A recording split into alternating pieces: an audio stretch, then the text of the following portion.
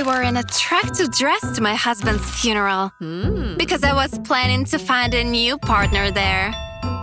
He had to be old and very rich, like all my husbands. Old and lonely rich people paid to marry me, just so they could leave this world in the arms of a young beauty. Unexpectedly, a handsome young man came up to me, and his face seemed a little familiar. Of course, I turned him down since I was only interested in those who already had one foot in the grave. Oh, well, then we are a perfect match. My name is John. He explained that he had no more than a year left. John wanted to spend the time he had left the way he had dreamed all his life. Say yes. This will be your best deal. Easy money? Perfect for me. So I agreed. I thought everything would be like in those movies, where the doomed rich man starts living to the fullest. We boarded John's private helicopter, but instead of a resort, we flew to a farm.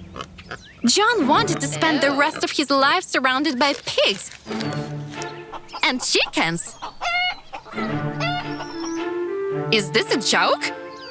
Do you have any side effects from the disease? He just shrugged his shoulders and went to the greenhouse. He would spend his days doing boring things, sleeping, cooking, and taking care of his roses. I started having doubts. Did John really have a year left? Maybe he was deceiving me? I decided to sneak into his office and found the folders labeled Health. Inside, there were dozens of response letters from surgeons. They thanked John for his generous offer, but refused to treat his illness. So, he was telling the truth. I just had to find out why he needed me there. If you're going to dig in the mud, what do you need me for? Because you are good at it. You are wasting your best years changing old man's diapers. Aren't you disgusted? His words offended me because they were true. It hurt my feelings. So I left.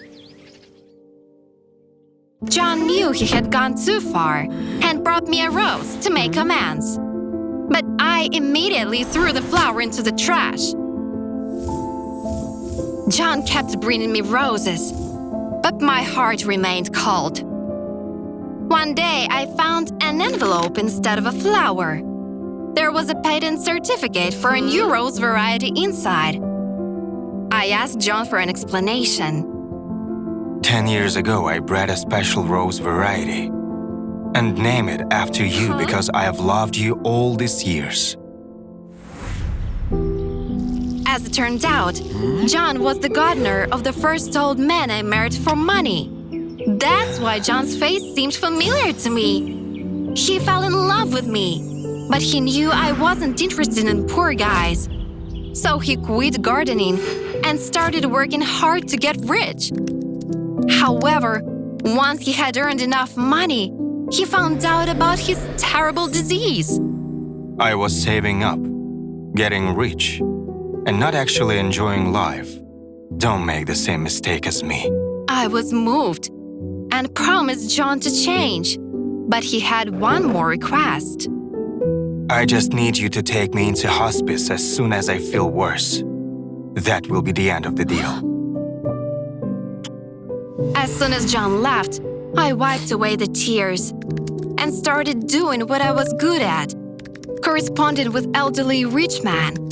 And somehow, John saw it. Don't worry. I understand your decision. Getting ready for a new marriage. That was our last conversation. Soon after that, I found John unconscious in the greenhouse. I did just like he said. I called in a helicopter, but I didn't take him into hospice. John regained consciousness for a few minutes. Where are we? I don't understand. It's still too early for you to leave this world.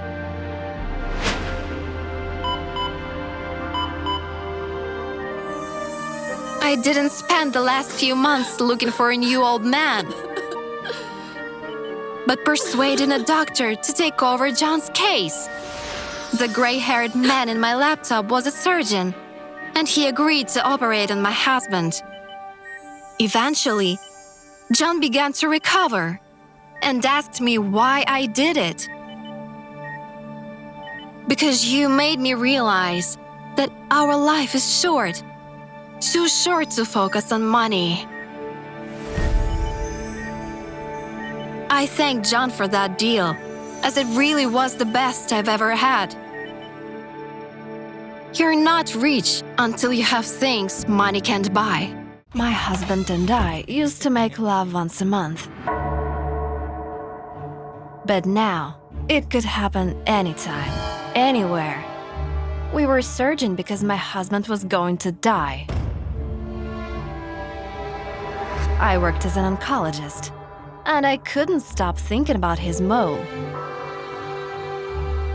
He was examined, and while he was waiting for the results, our life turned into a fairy tale. You want more? Isn't life short? When the results came back from the lab, I got upset. There was nothing wrong with the mole. Nothing was threatening his health. However, in order not to lose the drive in our relationship, I lied to my husband. Honey, the results are not good at all. You need to get tested again. That evening, I went home, expecting to get the usual dose of endorphins. But what I found in the bedroom puzzled me. I'm going to die, right? You just don't want to tell me the truth, do you? I was trying to tell my husband that that was normal. That we usually compared the results of each exam, and they often contradict each other. But he didn't listen to me. I'm definitely going to die. This is it for me. I made a mistake.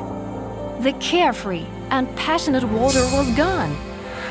He told his friends about his suspicions, and I started getting pitiful looks, as if I was a widow. Yet, that was only the beginning. Suddenly, Walter's favorite actress showed up on our lawn. His friends had come up with a surprise for him. They believed that meeting her would inspire him, and I must admit that it raised my husband's spirits. He began spending the money he had been saving for a long time, but that didn't make any difference to me. He had a bunch of new hobbies, and there was no more place for me. Don't you think it's reckless to leave for today? You know, this could be my last day. I decided that it was time to put an end to the facade. I got the lab results and went to tell my husband that he was healthy. However, he stopped me in my tracks. It doesn't matter what you say. I have some news too. May I? Walter told me he didn't love me and that he was leaving me. It was a harsh blow. I tried to reason with him. You've been through a lot of stress lately. Don't be stupid. Take a break. But he was adamant and claimed that he was leaving immediately. I chased after him because I wanted to know why. Why? Okay, I'll tell you why. As it turned out, Walter found his test results, and that I was aware that he was completely healthy. He wanted to understand why I was lying. and when I was going to tell him the truth. You only came clean when you stopped getting what you wanted from my illness. That was very selfish. So I'm leaving you for another woman with a clean conscience. I was even more shocked when I saw who came to pick him up.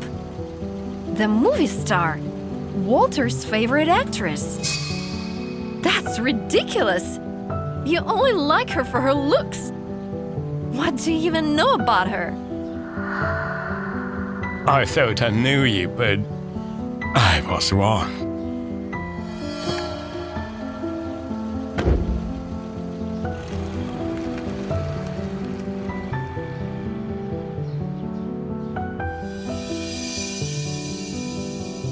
Fear and deceit are the worst foundations for your family.